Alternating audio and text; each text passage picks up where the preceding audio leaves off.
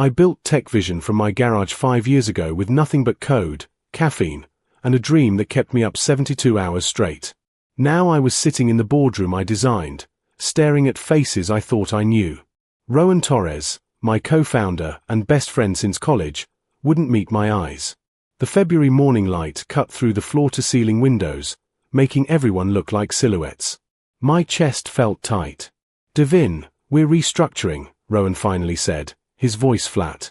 Sharon Cole, our CFO who I'd mentored for 3 years, slid a folder across the mahogany table. The sound echoed. "We're moving in a different direction.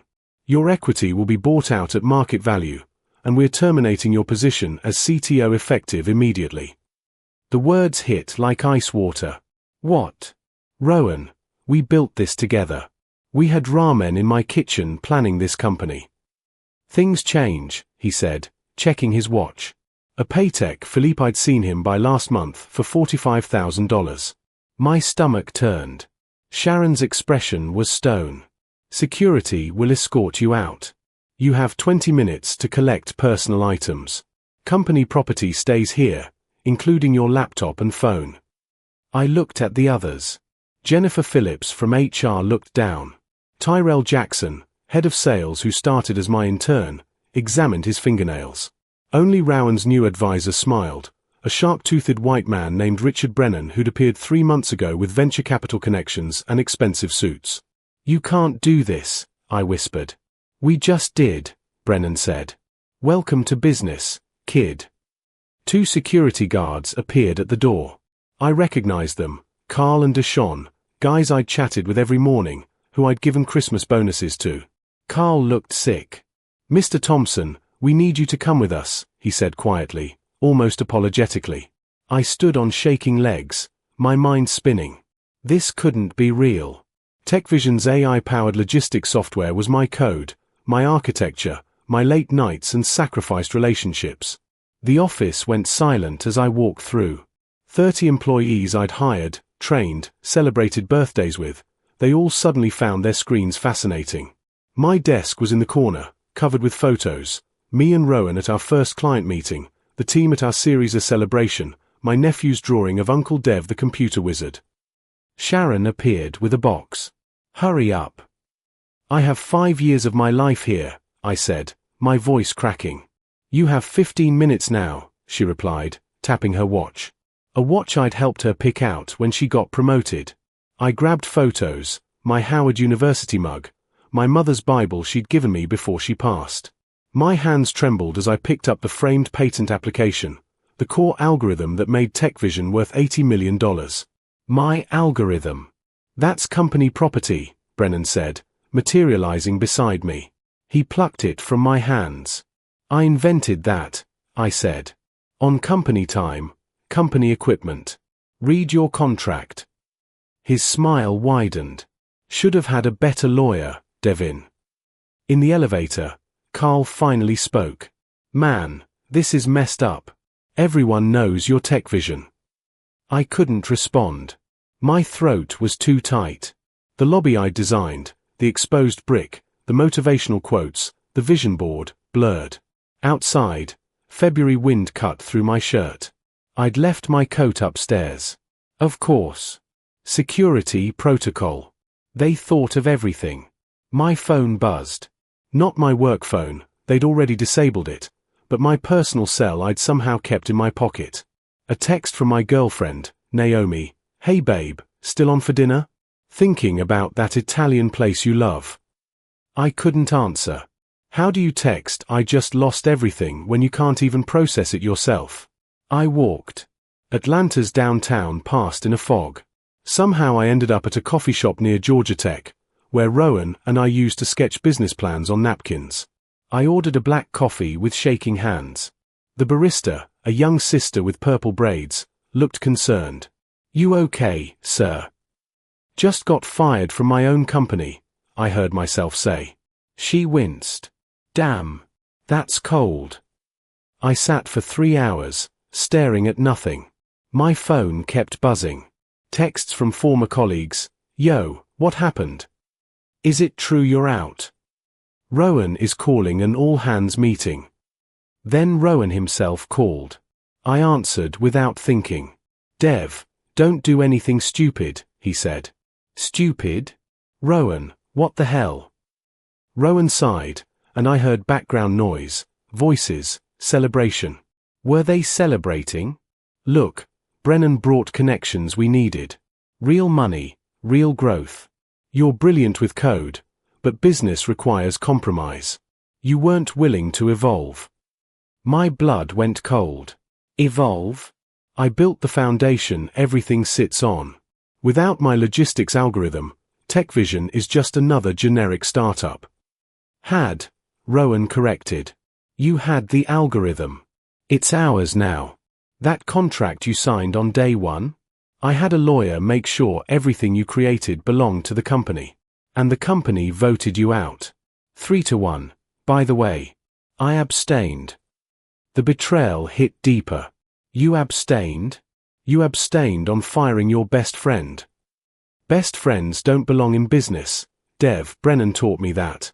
He showed me how you were holding us back, how your vision, he said it mockingly, was keeping us small. We've got acquisition offers now. Real money. 150 million. We'll all be rich. We? I asked bitterly. You'll all be rich. I got bought out at market value before the acquisition. How convenient. You'll get 2 million. That's not nothing. For 5 years of my life. For my company. For my code that actually works while everyone else is faking AI capabilities. Your company. Rowan laughed. It was cruel, unfamiliar. Wake up, Devin. You were an employee. A talented one.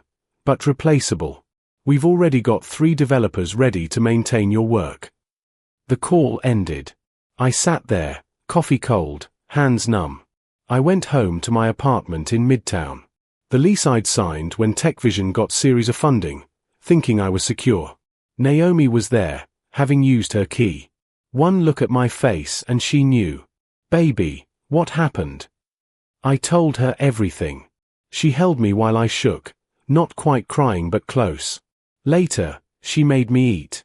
I couldn't taste anything. They can't do this, she said. She worked in corporate law, specialized in contracts. Let me see your employment agreement. I pulled it up on my laptop. Thank God I'd kept personal backups. She read for an hour, her expression growing darker. Finally, Devin, this is bad.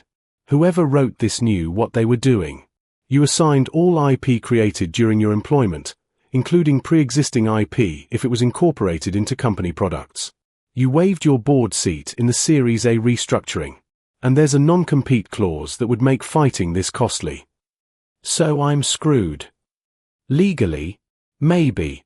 But Dev. She looked at me intently. You're smarter than all of them combined. You taught Rowan everything he knows. There has to be something. I couldn't sleep that night. Around 3 a.m., staring at the ceiling, something clicked. I sat up, startling Naomi. The backup protocol, I whispered. What? She mumbled. When we started, I built a backup protocol. Independent servers. Off-network. For disaster recovery. Rowan doesn't know the architecture. I built it when it was just me. By dawn, I was at my laptop. The backup servers were still active. I'd been paying for them personally. $100 a month I'd never bothered to expense. Just an oversight. But now? Now it was leverage. I logged in, hands shaking. Everything was there. 5 years of code, development logs, commit histories with my name on every major breakthrough. But more than that, I found something I wasn't looking for. Emails. Automatically backed up from the company server before they locked me out. My security protocol had mirrored executive communications as part of the disaster recovery system. I shouldn't have access to these. But I did. And what I found made my blood run cold. Brennan to Rowan, 6 months ago, the founder's brilliant but naive. Once we have the product stable, we eliminate him. His equity stake is the main obstacle to acquisition value. I've done this 4 times. Trust me. Rowan's response, I feel bad about this. Dev's my boy. Brennan, your boy is standing between you and $50 million. Sharon and Tyrell are on board. We move after the Q4 review when the product is locked down. I kept reading. Sharon had been promised COO. Tyrell would get VP of Sales with doubled equity. Jennifer from HR would get a retention bonus for processing my termination smoothly. They'd been planning this for half a year. More emails. Brennan had convinced them my perfectionism was slowing growth. That my insistence on ethical AI implementation was naive. That I was too emotional about the technology. I printed everything. Naomi woke up to find me surrounded by paper, my eyes red from screen glare and rage. "What is all this?" she asked. I showed her. Her expression cycled through shock, anger, and then something calculating. "Devin, this is conspiracy. This is fraud. We can sue them into the ground." "That takes years," I said. "Appeals, depositions, legal fees. By then they'll have sold the company and disappeared into their money. Plus, my non-compete means I can't start a competitor for 3 years. They win. So what are you going to do?" I looked at the code on my screen.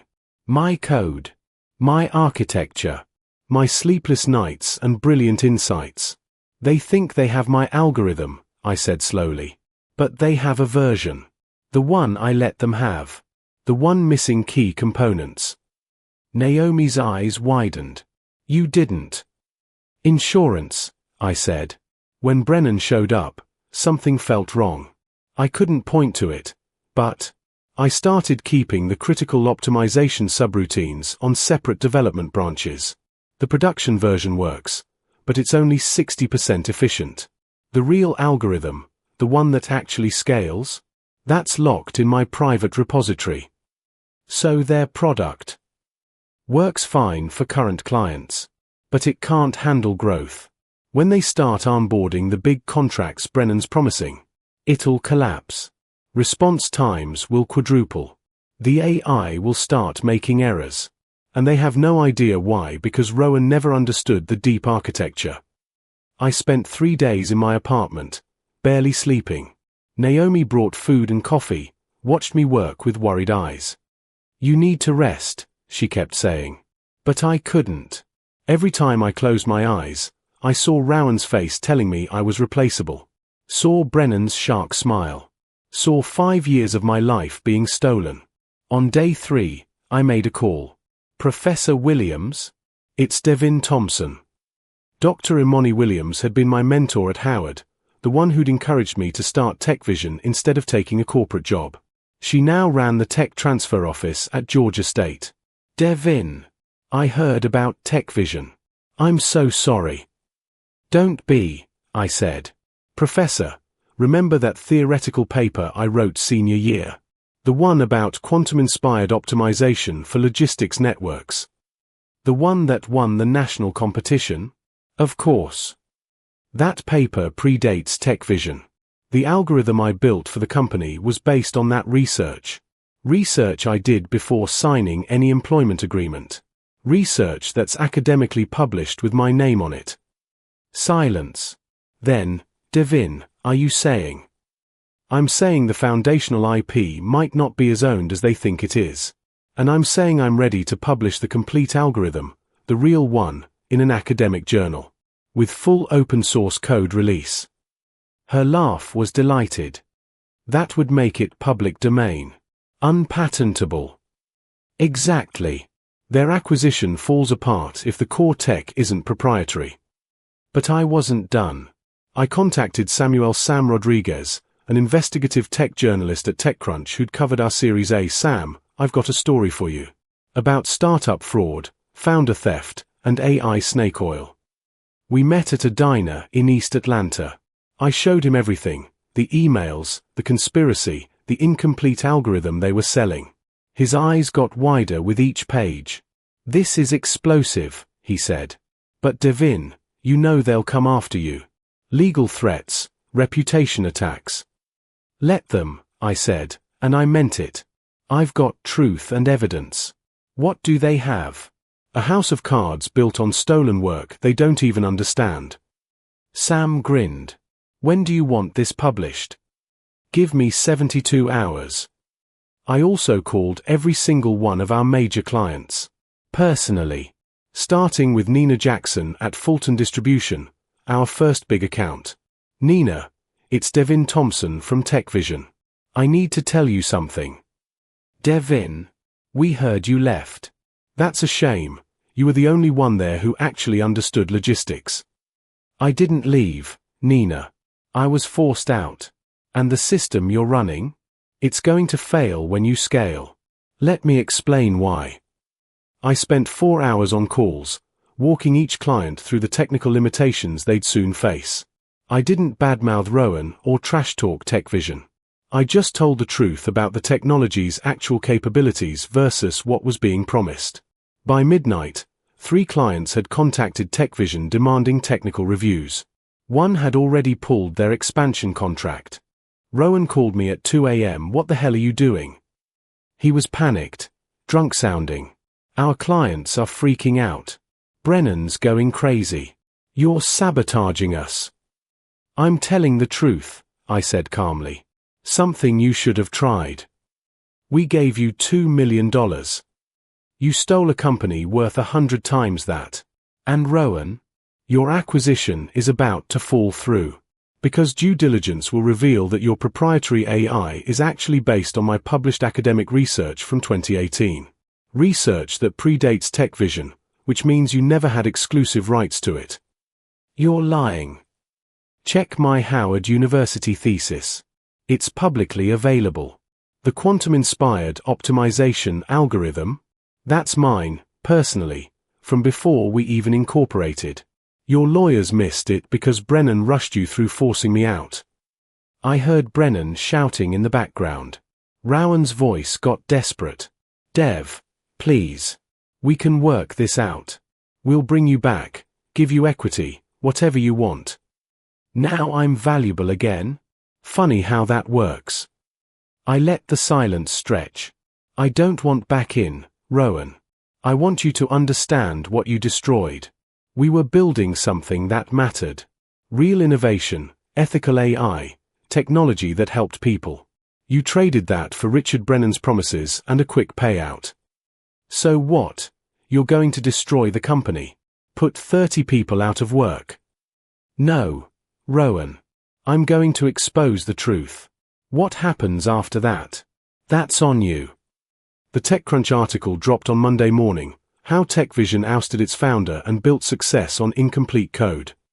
Sam didn't hold back. The emails, the conspiracy, Brennan's history of founder manipulation at other startups, it was all there. By noon, Techvision's acquisition talks had collapsed. By evening, 3 board members had resigned, including Brennan. By Tuesday, clients were terminating contracts. I published my complete algorithm in the Journal of Advanced Computing Systems with an open-source license. Anyone could use it now. Free. Rowan called it professional suicide. I called it freedom. Professor Williams called it the most ethical tech release in a decade. Within 48 hours, 5 startups had forked my code and were building competing products. Techvision's valuation plummeted. Sharon called me, crying. Devin, I'm so sorry. I was wrong. Brennan manipulated all of us. He promised. He made it sound like you were the problem. I listened to her grovel, felt nothing. Sharon, you mentored under me for 3 years. I trusted you. You knew what you were doing. Please, I need this job. I have student loans, my mom's medical bills. You should have thought about that before you helped steal my company. I hung up. Tyrell tried the professional route, asking to meet for coffee to clear the air. I ignored him. Jennifer from HR sent a formal apology email drafted by a lawyer. I deleted it. Only Rowan got through, because I wanted him to. We met at Piedmont Park, neutral ground. March had brought warmth to Atlanta, families playing, couples walking. Normal people living normal lives. Rowan looked terrible, unshaven, wrinkled suit, eyes bloodshot. He sat on the bench beside me, didn't speak for 5 minutes. Finally, "You destroyed everything." "No," I said. "You did that." I just pulled back the curtain. 30 people lost their jobs, Dev. The company's worthless now. Are you happy? I thought about it. I'm not happy, Rowan. I'm disappointed. You were my brother. We ate ramen together, pulled all-nighters, dreamed about changing the world. You knew me. You knew what Techvision meant to me. And you let some vulture capital guy convince you to throw it all away for money. It was $50 million. It was 30 pieces of silver, I interrupted. You betrayed me for a payout. And worse, you tried to make it seem reasonable, like it was just business. Like our friendship meant nothing. He started crying. Actual tears. I'm sorry. God, Dev, I'm so sorry. Brennan got in my head. He made it sound so logical. You were too focused on perfection. We needed to move faster. You'd be fine with 2 million. I convinced myself I was doing the right thing. That's the thing about betrayal, Rowan. We always justify it to ourselves. Can you forgive me? I looked at him, really looked, and saw a stranger. Maybe someday. But I can't forget. And I can't trust you again. 6 months later, I'm sitting in a new office. Smaller than Techvision. But mine. Really mine. Thomson Technologies launched 3 weeks ago with the open source algorithm as its foundation, but built on transparent, ethical principles. No board that can vote me out. No equity games. Just clean code and honest business. Professor Williams is an advisor. Nina Jackson from Fulton Distribution is my first client. She believed in the technology and the man behind it. My team is small, 5 brilliant engineers who reached out after reading the TechCrunch article, saying they wanted to work with someone who had integrity. Naomi stops by with lunch. She does that now, makes sure I'm eating, not drowning in work. How's it feel? She asks. I look around the office. Photos on the wall of people I trust. Code on screens that I own. A future I'm building without looking over my shoulder. It feels like starting over, I say. But this time, I know who to trust. Techvision officially dissolved last month. Rowan is working at a consulting firm, making decent money but hating every minute according to mutual friends. Sharon's back in school, trying to rebuild her career. Tyrell moved to Austin.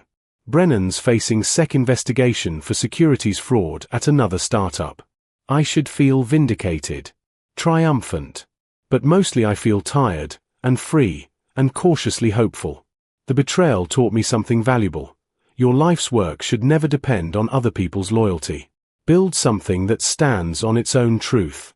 If you believe everyone deserves to be treated fairly in business, hit subscribe. Only manipulators and backstabbers won't. Comment integrity over profit. If you can't stand people like Brennan and Rowan who destroy trust for money. And if you think founders should be protected from corporate theft, smash that like button. Only trolls side with betrayers. My phone buzzes. A potential client. I smile and answer, Thomson Technologies, this is Devin. The future starts now.